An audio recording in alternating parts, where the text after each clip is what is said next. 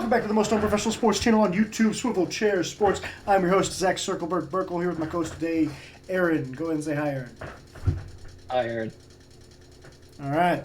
So, in this episode, we're going to be talking about the NFC West and all the crazy, wacky stuff that's happening out in the wild, wild West.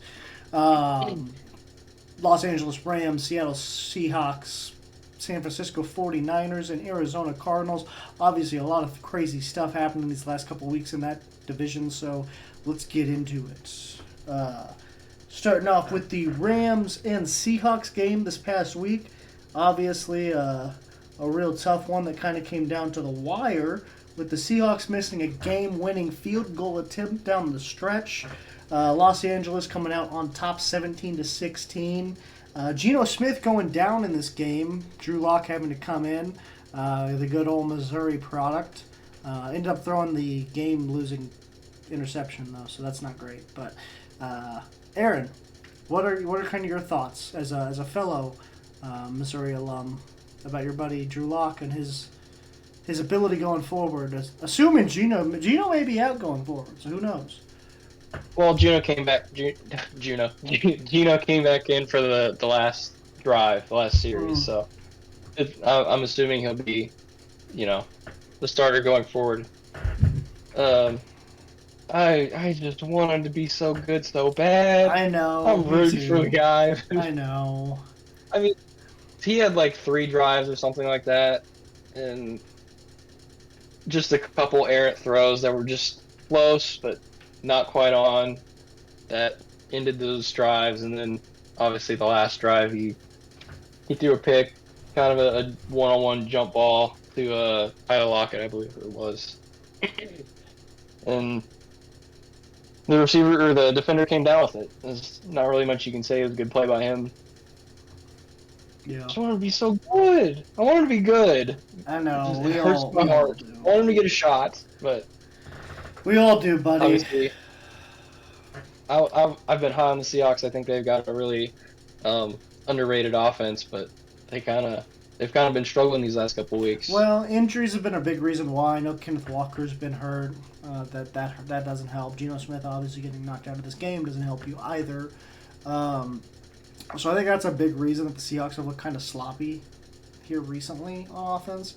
But yeah, it's not looking good for them right now. The Rams are right on their heels as far as that wild card spot goes, that the Seahawks kind of seemed like they were going to lock up, because I don't think anybody expected anybody but the Niners to win this division. But I think a lot of people, 6 weeks into the season was like, oh, Seahawks got that 5 seed for sure. Like, nobody else is going to get that. Or I guess Dallas would have the 5 seed, so Seahawks have the 6 seed. But those are your 5 and 6 for sure in the NFC. But now after a few tough losses here recently, Seahawks kind of struggling. What are your thoughts on the Rams making a playoff push here going forward? I think it'll be a stretch.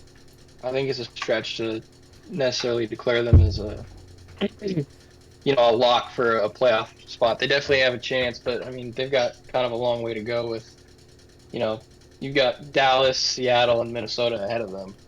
You can't forget about the Vikings push with their newfound love in Josh Dobbs.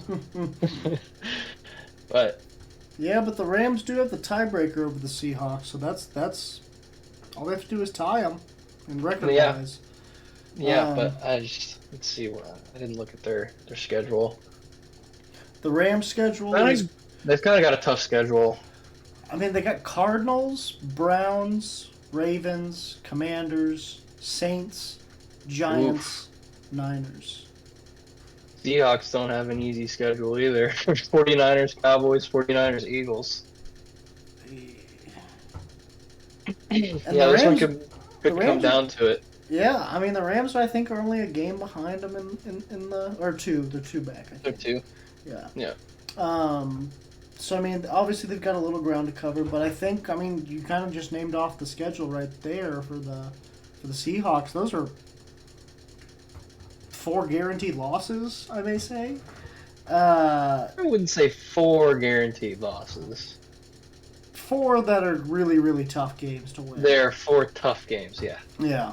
And I mean, it seems like the Rams only really have 2, with I think a Niners game, and then a Ravens game or something like that.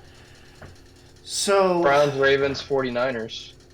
Browns That's 3 maybe. losses. Yeah, Browns will be a tough one. But the Rams definitely have a shot out there in the NFC. I mean, that of course. I mean, we're not talking about the Vikings at that point. Well, I mean, I guess it's really just them, right? I mean, if the Vikings stumble, then the Rams could maybe take their spot as well. We'll just have to see what happens there.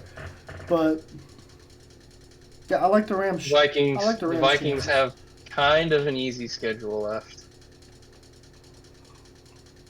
They've got Lions twice, but other than that, Bears, Raiders, Bengals, Packers. Yeah. So those aren't necessarily the best of teams. Yeah, no, that's not going to be the worst schedule in the world. So, but that's only the 6th seed because you assume Cowboys have the 5th locked up. And nobody but the winner is coming out of that NFC South division. So Yeah. So yeah, I like the Rams' chances of making the playoffs, even though they're 4-6 right now. The schedule is definitely favorable, and the Seahawks kind of look like they're starting to falter. So, yeah. I wouldn't say I like their chances. I would say they have a chance. I would still lean Seattle. Okay, heavily. That's fair. Well, then you can have Seattle. I like LA. I'll take LA because you know what, they got a reliable backup quarterback in Carson Wentz. As much as I love Drew Lock, I'll take the Super Bowl winner any day of the week. You love betting on a late comeback by the Rams, don't you? Late season push by the Rams. You know, I still have a little bit of that Missouri. I still feel a little bit of that connection between us and their St. Louis days, being a Missourian and all that. So I root for the Rams, man. I root for the Rams, but I don't. Fuck them.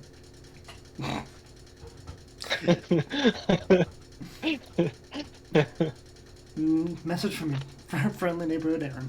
Fuck them.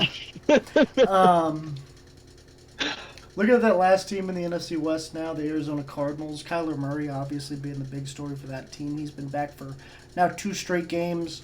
He's had some ups, had some downs through those 2 games. At times he's looked really good. At times he's looked a little rusty. Obviously losing this last one to a surging Houston Texans team that seems to be playing their best football at the right time of the year for sure. C.J. Stroud's really starting to come into his own in only his rookie year. Continues to run away with the Rookie of the Year award. Although he did throw 3 interceptions this game. Kyler Murray also gave the ball up once on an interception.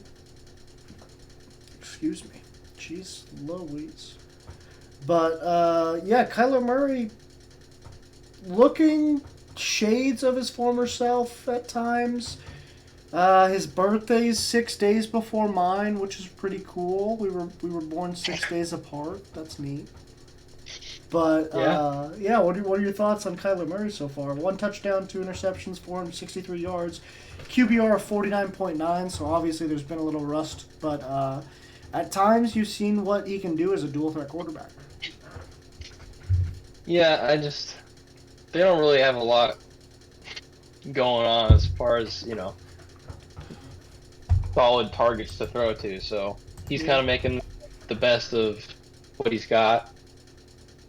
And I mean, I think we were talking a little bit before this. We might have had a little bit different expectations for him coming back, but this is kind of what I was expecting. A little bit of a slow start, but I think he'll kind of ramp up and maybe show some vintage flashes towards the end of the season, despite his lack of big name targets. Yeah, for whatever reason, I was expecting a lot worse from him. in his return. I was expecting him to look more like what Deshaun Watson looked like when he came back after his hiatus, for lack of a better word.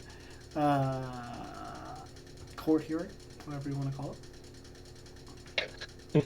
Well, But he was out for like 2 whole years. yeah, and that's One.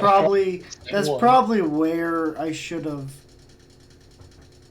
looked at, and my expectations have been like, okay, that's probably a little low to be expecting that of Kyler Murray, because he's been really good since he came into the NFL.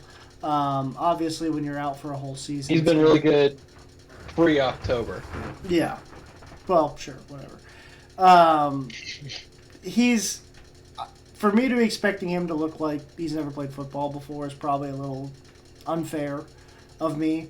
But I've been pleasantly surprised by how, I guess, good he's looked at times.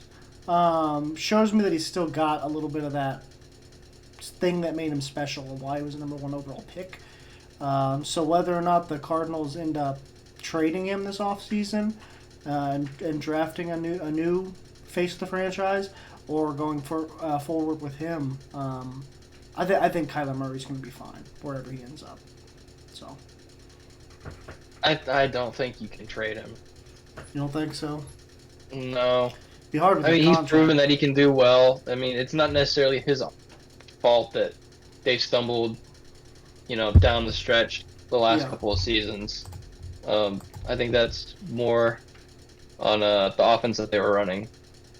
Yeah. So I think he's a little bit more. It's safer to stick with him than to go with Caleb Williams or Drake May.